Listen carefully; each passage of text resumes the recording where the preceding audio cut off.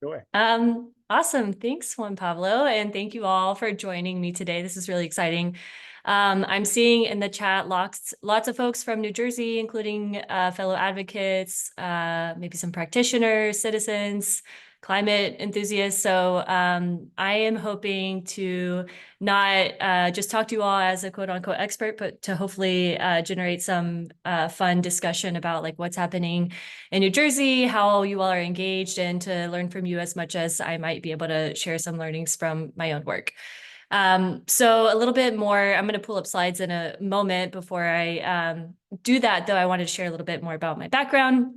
So I'm not based in New Jersey physically, but been with RMI for a little over 2.5 years now. And through that time, have been our state lead for state policy work in New Jersey. So I've been engaging there.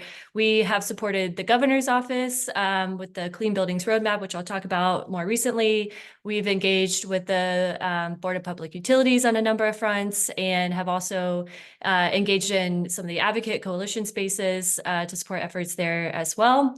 RMI, we have a carbon-free buildings team, and we provide technical assistance to government leaders. We also do advocacy and coalition work across states around the country. So we have a few different ways of working, and yeah, very engaged in building decarb policy on a number of different fronts. So I'm going to transition into some slides. I prepared a pretty general overview of some policy background, a few more recent developments, and then some thoughts of my own on what the key opportunities are, and maybe some of the headwinds that New Jersey faces in terms of achieving more policy wins in the state. So I encourage you all to jump in, ask for clarification as I go. If I am speaking too fast, tell me to slow down. But yeah, let's get started, and looking forward to the discussion following these slides. So bear with me as I pull them up. I'm going to transition into presenter mode here in a second. All right.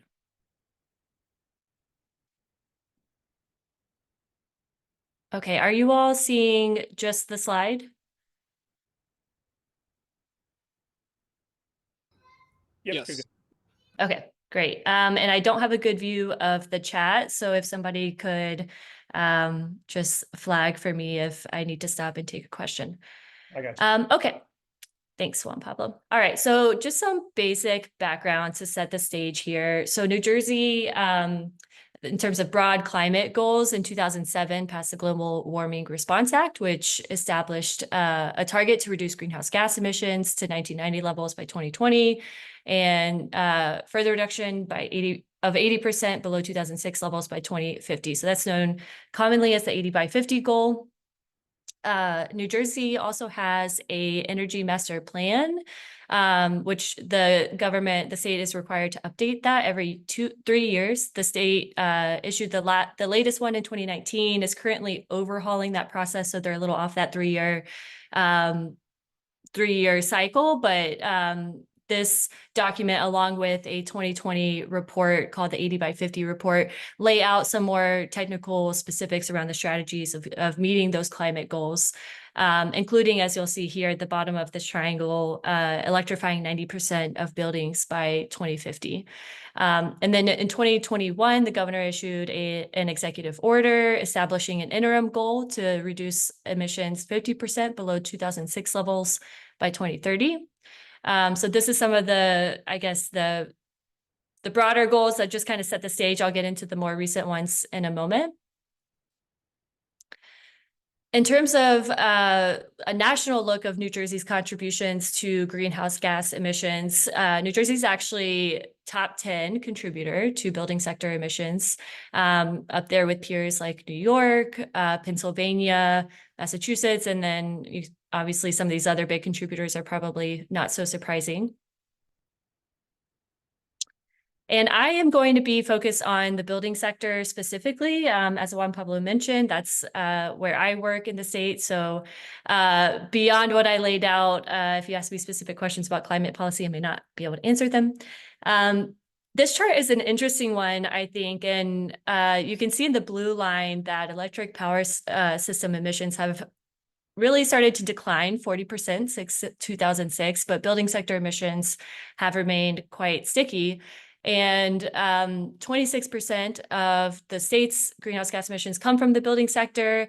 And New Jersey tends to be a more challenging state because, unlike places like Maine, where a lot of folks use delivered fuels that make it very economic to electrify, about 90% of the state uses natural gas to heat their space and water heating in buildings. And there are a lot of buildings in New Jersey, estimated 3.5 million across the state.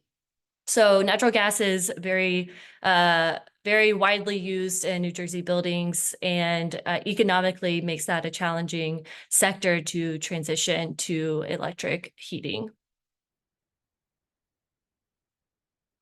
This is just, I guess, another look at some key background information, and I won't go too deep here, but these maps show the electric and gas territories of the biggest investor-owned utilities in the state. There's only one dual fuel utility, that's PSE&G, which covers a lot of the major population centers in the state. And then the remainder of the service territories are served by different electric and gas utilities.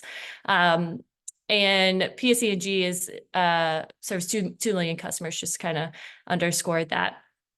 New Jersey is also part of the PJM Regional Transmission Organization, which means there are like dynamics there with the wholesale electricity market and prices and things that exert pressure and some influence around energy prices in the state that sometimes are in tension with the state's climate goals. Okay, so with that broad context sort of out of the way, I want to highlight some more recent policy wins. I see a couple of things in the chat. Flag me if I need to pause. So these 3 executive orders here at the top were issued by Governor Murphy last year in 2023. These are exciting developments. So in particular, Executive Order 316 establishes what I think is the state's first heat pump or electrification target, calling for 400,000 residential buildings and 20,000 commercial buildings to be electrified by 2030. It also calls for 10% of all LMI properties or homes to be electrification ready by 2030. Executive Order 317 is another significant one for the building sector, which directs the Board of Public Utilities, also known as the BPU, to open a future of gas proceeding to address questions and decisions around gas transition. So there are about a third of US states now have gas transition or related proceedings. So New Jersey has joined that club, and I can speak more to that later if you guys are interested. The one up at the top here is more about economy-wide clean energy goals, calling for 100% clean energy by 2035, which obviously affects the grid emissions. And then lastly, this is more recent as of this year. New Jersey was a signatory to a multi-state MOU supported by NESCOM that sets a goal for heat pumps to make up 65% of residential heating, cooling, and water heating equipment sales by 2030. And the New Jersey Department of Environmental Protection is still engaged with a multi-state collaborative of that group, working through implementation details. So that is an exciting effort as well.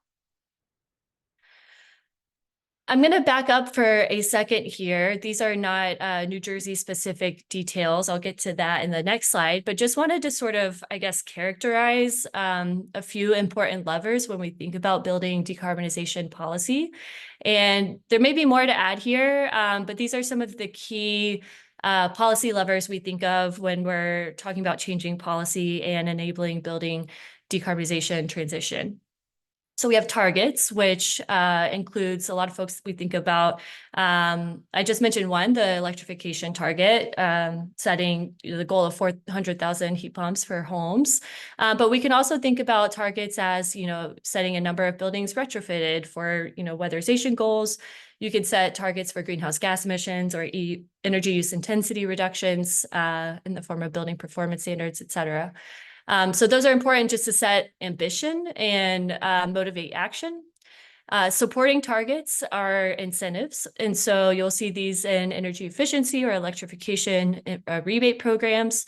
Those can be downstream, consumer-facing incentives. There's also midstream and upstream initiatives that can be used to motivate contractors and distributors.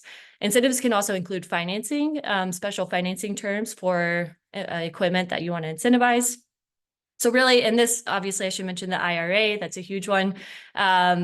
That's what we think about with incentives, like how can we incentivize folks, give them a little extra financial boost to adopt equipment that is decarb friendly. Then there's also mandates. A lot of broadly our national building decarb work has centered around all electric new construction, passing ordinances, gas bans, although now we're rethinking the framing and legal approach to that given challenges in other states recently, but it also includes appliance standards and building performance standards. So just mandating and saying this is the rule now, you have to reach this certain performance level. And then there's also new regulatory frameworks. So in my hat, I typically think of this in terms of gas planning and transition, thinking of the traditional way gas utilities have procured and distributed natural gas, and then reimagining what that looks like going forward in a world where we are aggressively trying to reduce greenhouse gas emissions in the building sector. There are a lot of tools within that. There are also different approaches to utility regulation in general, even outside of gas transition things that performance-based rate making can cover.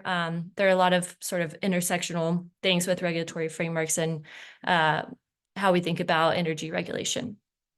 I did not mention a few other important components here that I think come into play across all of these really, but just don't want to leave the slide before I do acknowledge that equity, workforce transition, affordability, grid transition are all very important considerations as well. But I just wanted to highlight some of the direct levers we think about advocating for in building decarb. So now let's look at, this is very, very high level summary, but we'll look at where New Jersey sort of, what's the status update when it comes to these different approaches. So New Jersey has really taken an incentive first approach. There's been a lot of attention and funding dedicated towards enabling and increasing incentives, primarily through the utilities who run energy efficiency programs and are currently in the process of finalizing plans for building decarb incentive programs, which will promote fuel switching. There are other state programs led by the BPU for the new construction sector and large commercial sector. There's also pilots for beneficial electrification for LMI in the works, of course, Homes and HERA through IRA. And there's also funding allocated through the regional greenhouse gas emission or initiative proceeds that can be used to support building decarb as well. So lots of support and effort behind those initiatives. There's also, I already went over the targets, so I don't need to rehash that, but I will just mention that it is, I think, notable that those targets are coming from executive orders. There haven't been recent legislative or clear regulatory targets. So even within the incentive programs, those are other than an energy efficiency, like usage reduction, the utilities are required to hit. There's not a clear emissions-based or building decarb electrification-based target set through those programs.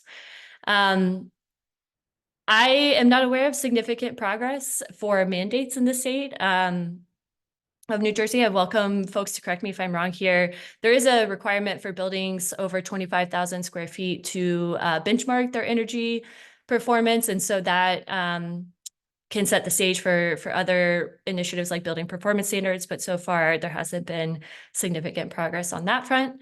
And New Jersey did open the future of gas proceeding that was required by EO 317, although the developments on that proceeding have not been significant so far. My understanding is that there is a consultant that is working on writing a report that will eventually lead to gas utilities filing plans, but the process for that has not been very public or engaging many stakeholders in a public way so far. Okay, this feels like a lot of content, so I promise I only have a couple more slides. I just wanted to note a couple of other developments. I mentioned that our team was involved in a Clean Buildings Working Group process. That process has concluded now, but included many stakeholders from different backgrounds, including labor, builders, advocates, et cetera. And they produced a set of recommendations and takeaways that then went back to the governor's office. And the governor's office is currently engaging a consultant, not RMI, to write a clean buildings roadmap. And that roadmap is expected to lay out the policy and regulatory strategies that are needed to achieve the 2030 and 2050 goals. So that should contain some clear recommendations for how New Jersey should make progress on those levers I just described in the previous slide going forward. And so that would be hopefully an exciting document that comes later this year that will support other initiatives and policy advancement. In terms of new construction, there is a process known as the Energy Codes Collaborative that RMI has not been involved in, so I won't be able to speak to in much depth, but that is a partnership between the BPU, NEEP, Northeast Energy Efficiency Partnership, and Rutgers. And that is a stakeholder group that has collaborated on recommendations and a roadmap of sorts of its own to lay out how the state can advance building decarb through energy codes. And so that is not a publicly finalized document yet, but I believe that is the intention to produce one. And then currently there is a bill that has been introduced that would require the BPU to direct the utilities to initiate or like basically to develop and building electrification programs. So they're already underway doing this through the Building Decarb energy efficiency framework, but this would really cement that requirement and also establish a greenhouse gas emission reduction goal through that process. And then I put question mark here at the bottom. I believe there is an all-electric new construction bill that has been introduced. I am not super familiar with the details, and I don't think there's been like a real intentional coordinated effort behind that just yet. I do think folks are talking about it and thinking through strategy around that. So where does that leave us? I have noted a few opportunities and some headwinds. This is where I would really love some discussion, though. I think given the lack of attention so far to mandates and other non-incentive levers, that is a key gap in New Jersey's policy framework for building decarb. I don't want to get in the weeds of what a stretch code could look like in the state or how to get there, but I will just note that the current legislative framework for stretch codes in New Jersey, well, there isn't one. New Jersey adopts the IECC's latest energy code. There is no like legal way for municipalities to adopt their own stretch code or something that is not with what the state has chosen to do. And so there really needs to be a legislative reform that would enable stretch codes for New Jersey. So there's a lot of different pathways. I am not the expert when it comes to codes and new construction, but that's something that RMI broadly has certainly thought deeply about. I know lots of folks have thought about that. So I think that's a key opportunity to address in New Jersey. Given the benchmarking requirement, there is also building performance standards, which is something I believe the BPU could develop, maybe in partnership with other states, and that might also need to be a legislative initiative as well. I think there's a lot of specific outcomes that could be sought after in the future of gas proceeding, including reforms to gas subsidies, reforms to gas planning practices, and generally how the gas utilities are planning to align their business practices going forward with the state's climate goals. I mentioned that the state has dedicated a lot of energy and funding toward incentives, but there's always room for improvement, in particular for LMI customers. Incentive programs are somewhat notorious across the country, not just in New Jersey, for not working very well. So there's definitely room for improving across the board, but in particular, the state has been somewhat slow to lay out this or implement this pilot for beneficial electrification for LMI customers, and in general, come up with a strategy for that customer segment. Along with that, the state still incentivizes, utilities still incentivize new gas appliances. That's something that other states are beginning to eliminate. And then lastly, general messaging and awareness. This connects to the headwinds point here. New Jersey is a blue state, but it is not like the other blue states, is my outsider's perspective. And the politics tend to be a little more challenging when it comes to advancing clean energy and specifically building sector goals. There are sort of deeply entrenched voices and positions from the building sector, from labor, from other folks. And I think there's a real lack of awareness on electrification broadly and how heat pumps work. Do they work for cold climates? Do they work for New Jersey's climate? There's really a lot of, I think, room for advancing folks from everyday homeowners and residents to contractors and other folks operating in the market to really advance their awareness and reception of heat pumps as a technology, but also the understanding of how that connects to climate goals. And then just to end on some observation around the headwinds. So next year is an election year for the governor in New Jersey, which means there is a lot of sensitivity right now around introducing new legislation and just really rocking the boat too much in general. Lots of folks are thinking ahead towards that.